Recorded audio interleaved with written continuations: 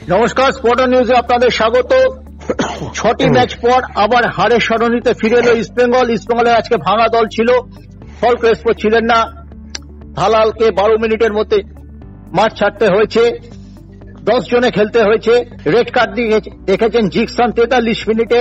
পুরো ম্যাচটা তুমি দেখলে ইস্টবেঙ্গল এগিয়ে গিয়েও কিন্তু একটি পয়েন্টও পেল না। দেবাশিসরা ম্যাচটাকে কিভাবে বিশ্লেষণ করবে? দেখো, একটা অ্যাডভান্টেজ ছিল। মানে উড়িষ্যা যেভাবে শুরু করেছিল, দুটো বারে লাগলো, প্রেসারে রেখেছিল টিমটাকে। ইস্টবেঙ্গল মাঝমাঠটা খুব একটা খারাপ খেলছিল না। ঠিক আছে, বারে লাগতেই পারে, অ্যাটাক হতেই পারে, অ্যাটাক করবে। কিন্তু এই যে মাহিতালাল ইঞ্জুরি হয়ে গেল, মাঝমাঠের একটা মেইন প্লেয়ার সরে গেল, আগে সাউল ক্রেসপো সরে গেছে, মাহিতালাল সরে গেল, শেষের দিকে 43 মিনিটে জিকসন সিং সরে গেল, মাঝমাঠটা পুরো ঘেটে গেল। একদম ইস্টবেঙ্গলে মাঝমাঠটা পুরো ঘেটে গেল।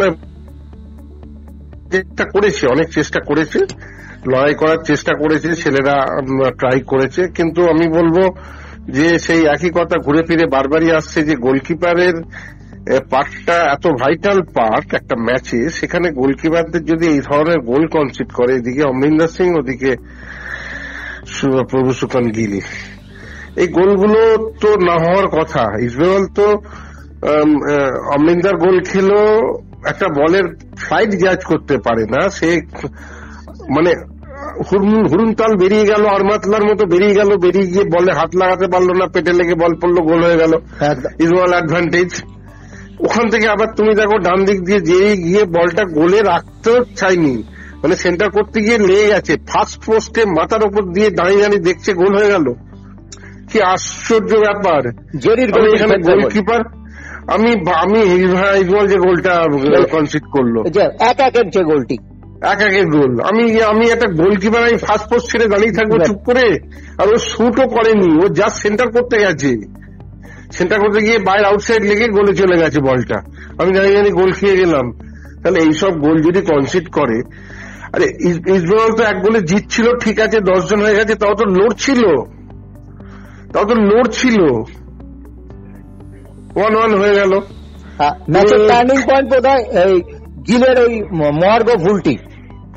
একদম এই ভুল যদি না করতো, তাহলে ইস্টবেঙ্গল এক গোলে আপ থাকতো এবং এই 10 জনের লড়াইটা কিন্তু দারুণ ভাবে করে যেত, দারুণ ভাবে করতে পারত। তুমি এখন ক্লিন্টনকে দেখো, ফরওয়ার্ডে ক্লিন্টনের কোনো মানে ক্লিন্টন কি হচ্ছে, আমাদের ইন্ডিয়ানরা অনেক বেটার খেলছে। ডেভিডকে আরো ম্যাচ টাইম দেওয়াই উচিত, ডেভিড আর একটু আগে আনলে বেটার হতো।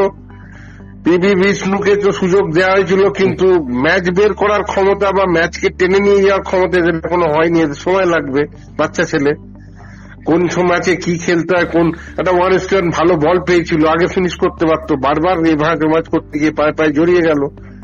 এদের সময় লাগবে, এদের উপর বেস করে কিন্তু ইস্টবেঙ্গল টিম হতে পারবে না। বাকি 10 জন ঠিক আছে, একজনকে পুট করলাম, সে আস্তে আস্তে খেলে গেল, ঠিক আছে, কিন্তু এদের উপর বেস করা যাবে না। নন্দকে আগে থেকে নামানো উচিত ছিল, আরো আগে নন্দ আছে টিমের মধ্যে, কেন ওর এত এক্সপিরিয়েন্স আছে, এতদিন ধরে খেলছে, ও বল নিয়ে ঢোকা, একটা থ্রাস, এই জিনিসটা ওর মধ্যে আছে, আরো বেটার হতো। দুটো শট নিয়েছিল, সেটা নিয়েছিল, চেষ্টা করেছিল, কিন্তু ব্যাপার হচ্ছে যে ডিফেন্সে বেটার খেলছিল। আজকে তোমার হিজাজিও ভালো খেলছিল, তোমার আনোয়ার আলীও ভালো খেলছিল। সেকেন্ড গোলটার ক্ষেত্রে দেখো, দুটো স্টপার নিজেদের জায়গাতেই নেই। আনোয়ার আলী চলে গেল ডান দিকে, তাহলে রাইটের ওই রকিব কি করছিল, মোহাম্মদ রকিব কি করছিল? আনোয়ার আলী ওইখানে 18 বক্সের ডান দিকে গিয়ে কেন ওখানে ফাইনাল ট্যাকেল করবে? ওটা তো রাইট ব্যাকের করার কথা, বা রাইট হাত যে খেলছে সে নেবে এসে করবে, ওখানে ও যাবে। দুটো স্টপার তো মধ্যখানে, কোন স্টপার কোন ফ্রি বুমস গোল, হুগো বুমস গোল করে দিয়ে চলে গেল। ওদেরও তুমি ইয়েকে দেখো, ওই জাহুকে দেখো, জাহু কিন্তু এখন অনেকদিন হয়ে গেল তো, জাহু দাঁড়িয়ে ফুটবলটা খেলছে, বল ধরলে ছেড়ে দিচ্ছে, দিয়ে দাঁড়িয়ে থাকছে, হাঁটছে। জাহু কিন্তু অতটা এফেক্টিভ নয় এখন, জায়গাটায় দাঁড়িয়ে থাকে, ভীষণ স্লো জাহু। আর হুগো বুমসের পায়ে বল ফেললে বুমস খেলবে, আদারওয়াইজ বুমসও কিন্তু খেলার মাঠে ঘুরছে। তাহলে এইসব অ্যাডভান্টেজ গুলো তো অন্য টিমটা নেওয়া উচিত, নেবে। এদের এখন ইস্টবেঙ্গল আজ বলে লাভ নেই, এতগুলো প্লেয়ার নিয়ে গেল। উড়িষ্যা এখনো পর্যন্ত 19 পয়েন্ট পেয়েছে, 12 ম্যাচে 19 পয়েন্ট পেয়েছে, এমন কিছু নয়, এইসব খান্তিগুলো আছে। 12 ম্যাচে 19 পয়েন্ট, এগুলো সব 8-9 ম্যাচ করে খেলে আছে। 12 ম্যাচে 19 মানে এদের 3টে ম্যাচ 3 তারিখে 9 উঠলে তোমার এই 18 থেকে লাফিয়ে 27-এ চলে যাবে। ওরা এখন 12টা খেলেছে বলে, কেউ তো 12টা খেলেনি, ওরাই সবচেয়ে বেশি খেলেছে। ওটার ভাবে বিচার হবে না, বিচার আলটিমেটলি পরে আস্তে আস্তে এগোবে, দেখা যাবে। তবে ইসমাইলের ব্যাড লাগছে, এতগুলো ভালো প্লেয়ারের লেগে গেল। মেন প্লেয়ার গুলো সাউল ক্রেসপো, ভাইতালাল, জিকসন সিং মেন প্লেয়ার, এরা মেন প্লেয়ার মাঝ মাঠের, এদের লেগে গেল মানে একটা সত্যি সেটব্যাক। টিমকে নিয়ে যাওয়া এই কোচের পক্ষে ভেরি ডিফিকাল্ট। নকআউটে যাওয়ার একটা নিশ্চয়ই খাতায় কলমে অঙ্কের বিচারে নিশ্চয়ই এখনো সুযোগ আছে, সবই আছে, থাকবে না, কঠিন হয়ে যাচ্ছে দিনে, খুব কঠিন, খুব কঠিন, খুব কঠিন।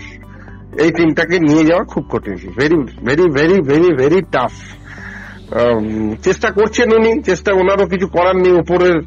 ওপরওয়ালার তো এটা থাকতে হবে, হাতটা মাথার উপর থাকতে হবে, লাখটা ফ্যাক্টর সবসময় ফ্যাক্টর থাকে। দেখা যাক নেক্সট ম্যাচে কি হয়।